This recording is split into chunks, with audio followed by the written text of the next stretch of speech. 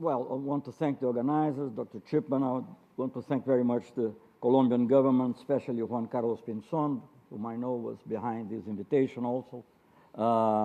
One of the good things of not being in government is being able to accept the invitations of IISS in a more leisurely way. I must say I was also very much encouraged by the speech I just heard by my former colleague. We're both former foreign minister, Mr. Natalegawa. But let me say two or three things about this question of the Trans-Pacific Association or partnership or whatever and also a little bit inevitably about the Pacific Alliance. Well, the first thing is, of course, that I was a bit intrigued. I mean, being a country totally in the Atlantic, actually having the longest coastline in the Atlantic, people sometimes don't know that, like Brazil, being totally immersed, so to say, in that ocean, which, by the way, has already, in that ocean, and I would like to say South Atlantic, because geopolitically, Brazil is totally in the South Atlantic, although the equator cuts on part of it. And we have already created in the South Atlantic a zone of peace and cooperation. So I think that could be a good example to be followed by this Trans-Pacific effort. Of course, these are all developing countries. In a way, it's an easier connection, and that's why we also try to avoid the idea of having the South Atlantic linked to the whole of the Atlantic problematic. So I was a bit intrigued by the invitation, but I thought, well, maybe they want me to make some comparisons, because in the last few years, especially the last year or so, we heard so many comparisons between the Pacific Alliance and Mercosur, all of them to the detriment of Mercosur. And I was thinking maybe I should say something in favor of Mercosur. And I mean, one of the things that I could say is that the trade between the four Mercosur countries is at least 2.5 times the trade between the countries of the Pacific Alliance. Of course, the Pacific Alliance is a newer thing, so these may still change. But let us have things under perspective. And Brazil alone continues to be one of the countries that receive, in spite of the difficulties of the moment, nobody can deny that there are difficulties, including on the economic sphere, but Brazil last year was the 5th, I believe, receiver of foreign investment. Actually, although the absolute number decreased, the relative number improved, because actually Britain got worse a little bit. So Brazil had this surpass, so to say, of Britain and became the 5th country on foreign. Most of the others were, well, the United States, China, Hong Kong, and I'm not sure if it was Singapore, but I think mostly Asian countries, which shows the importance, of course, and the dynamism, and the United States. So let us put things under perspective in this way.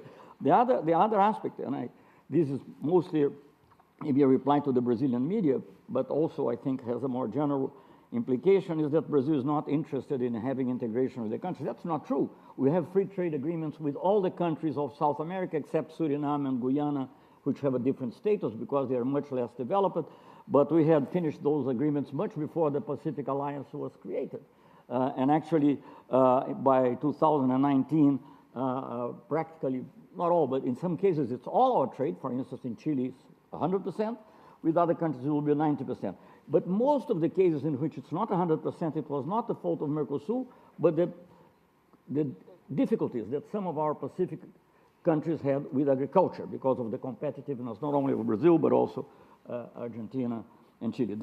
With Mexico, it's a little bit different, and there were fluctuations. There were moments in which Mexico wished to have a free trade agreement with Mercosur, and Mercosur was more reluctant because of a pertainance to NAFTA. And there were moments in which the Mercosur wished to have a free trade agreement with Mexico, and Mexico was more reluctant because of Brazilian or Argentinian or Uruguayan agriculture and what that could cause in Mexico. So it's not that picture of a bright sun rising over the Pacific and, of course, setting in the Atlantic. That doesn't correspond to the truth. And even there was a moment not so far ago in which one very important leader of a very important country told me and told our president that our country is married, is wedded to an elephant, and the elephant is moribund. Of course, the elephant now relieved, and maybe that can change things. So, but these questions are questions that have to be seen with some relativity. Other point that I would like to make, and that's probably one of the main points, is the the nuances, so to say, in purpose. And I enjoyed very much the speech by Mr. Natalegawa because he emphasized a lot peace and security. Well, Mercosur and UNASUR, which is the organization for the whole of South America, were first and foremost political moves. Trade might have been its instrument, but for us, trade was never, let us say, the magic thing that would bring prosperity immediately. We believed a lot in our internal markets. They have worked for some time, sometimes not so much, but in any case, the internal market of Brazil and Mercosur as a whole was always a very important thing for us in commercial terms, in economic terms. But at the same time, we thought it was essential to create a zone of peace and cooperation in which war is not only banned in the documents, but in which war becomes unconceivable in the Kaldeutsche sense of the term of a security community.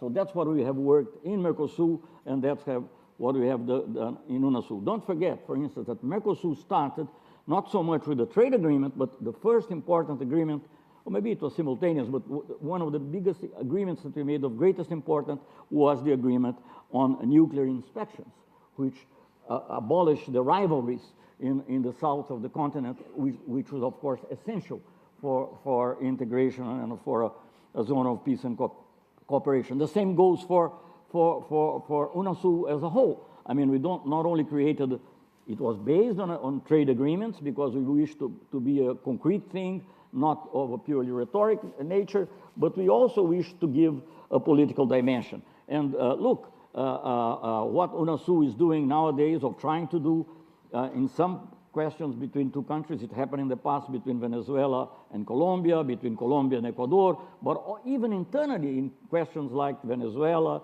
and in Bolivia, in which UNASUR countries did what no other organization was able to do in terms of reconciling the parties. And so I think this creation of confidence of greatest importance, and that's why, and let me now talk a little bit about my latest job, I don't know last or latest anyway, my previous job, which was Minister of Defense, and one of the most important things was the creation of the Council, the Defense Council of South America. So I don't see something similar being envisaged by the Pacific Alliance. So although the alliance is called an alliance, and we are just a union, we are much more devoted to these crucial aspects of security and defense than the other bodies.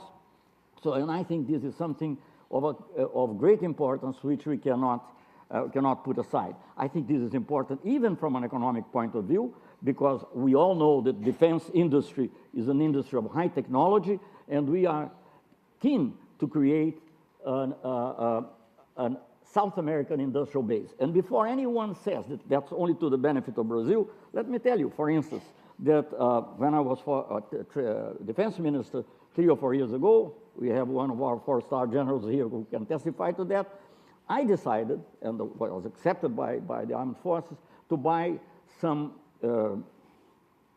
how should I say that, some fighter boats, river boats, from Colombia. Well, some people thought it was less expensive to buy from the United States or from Norwegian or Sweden, I don't remember, or Britain, but we decided to buy from Colombia because we wish to show that when we speak of a South American defense base, we are not speaking only, let us say, of the Brazilian Super Tucanos, which are being sold to the United States and the world over, but also we're speaking of buying and developing projects together. We're discussing a project, we were, at least when I was minister, discussing a trilateral project which involves Colombia and Peru, again, for a ship, a river ship, because we detain the largest river basins in the world, as is well known. So I would think this is very important to take into account when we speak about, especially if you are in the Institute of Strategic Studies. We are not only taking trade for trade's sake, trade must be an instrument for prosperity, surely, but also for peace. And if you're only interested in gain, this instead of leading to prosperity may have the other repercussions. So we are very keen on these matters, and I would like to mention maybe two more points.